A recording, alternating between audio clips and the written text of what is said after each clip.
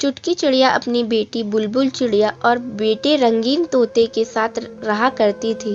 चुटकी चिड़िया इतनी गरीब थी कि वो अपने बच्चों को अच्छा खाना भी नहीं खिला पाती थी। चुटकी चिड़िया कोठी में काम करके जैसे तैसे अपने बच्चों को पाल रही थी। ऐसे ही एक दिन, माँ, हमारा घर पूरी तरह से टूट चुका है। मुझे तो कभी कभी डर लगता है कि कहीं ऐसा ना हो हम रात को सो रहे हैं और हमारा घर टूट जाए। माँ, अगर ऐसा हुआ तो हम मर जाएंगे। नहीं मेरे प्यारे बच्चों, ऐसा नहीं होगा। मैं दुगनी मेहनत कर रही हूँ ना। इस बार जो मुझे पैसे मिलेंगे उससे मैं सबसे पहले अपने घर को ठीक करवाऊंगी। इतना बोलकर चुटकी चिड़िया अपनी मालकिन के घर काम करने चली जाती है। पर चुटकी की सैलरी इतनी नहीं थी कि वो अपना टूटा घर ठीक करवा सके। ऐसे ही एक दिन तेज आंधी तूफान चलने लगता है, जिसमें चुटकी चिड़िया का घर पूरी तरह से टूट जाता है।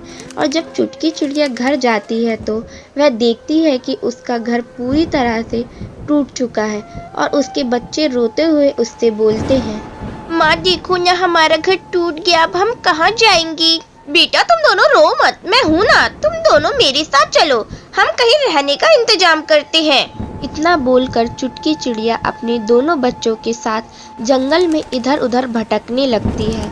तभी उसकी नज़र एक शौचालय पर पड़ती है, जो काफी समय से बंद पड़ा था और काफी गंदा भी था। अब चुटकी चिड़िया शौचालय में जाती है और शौचालय की सफाई करके अपने बच्चों के साथ रहने लगती है। माँ, हम अपने खुद के घर में कब जाएंगे?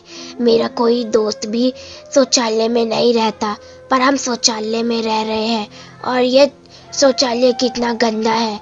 बारिश में इसकी छत भी टपकती है। बेटा मैं सब जानती हूँ, पर हम बहुत गरीब हैं। हमारे पास इतने पैसे नहीं है कि हम सब अच्छे घर में रह सके। और तुम दोनों भगवान का शुक्रिया करो कि हमें रहने के लिए शौचालय भी मिला, वरना कुछ लोग तो ऐसे हैं जिनके सर पर छत ही नहीं है। अब इस तरह से चुटकी चिड़िया रात को भी कोठियों में जाकर काम करती है और कभी कभी काम के बदले चुटकी चिड़िया को कोठियों से ही अनाज मिल जाया करता। ऐसे ही एक दिन कबूतरी अपने कुछ दोस्तों के साथ चुटकी चिड़िया के घर आती है और चुटकी चिड़िया से बोलती है, हमें बताया गया था कि यहाँ एक ढाबा है, पर इसे देखकर तो ऐसा लग रहा है कि ये एक शौचालय है।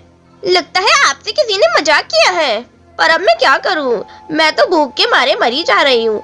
बेकारी मैंने इस काले कौवे की बात मानी और इसके साथ इस जंगल में घूमने आ गई। मुझे तो अब उड़ा भी नहीं जा रहा। अगर ऐसा है तो आप मेरे घर खाना खा लो, खाना बना हुआ है। इस तरह से चुटकी चिड़िया भूखी कबूतरी और उसके दोस्तों को खाना खिलाती है। कबूतरी को चुटकी चिड़िया के हाथ का खाना खाकर बोलती है, वाह, तुम्हारे हाथों का खाना तो लाजवाब है। इतना स्वादिष्ट भोजन तो मैंने 5 स्टार होटल में भी नहीं खाया। तुम अपना खुद का ढाबा क्यों नहीं खोल लेती? खैर ये लो कुछ पैसे। इस तरह से कबूतरी चुटकी को खाने के पैसे देकर चली जाती है, जिसके बाद चुटकी चिड़िया के दिमाग में अपना खुद का ढाबा खोलने का आइडिया आता है और वह अपने शौचालय घर के बाहर खाना बनाकर बेचना शुरू कर देती है।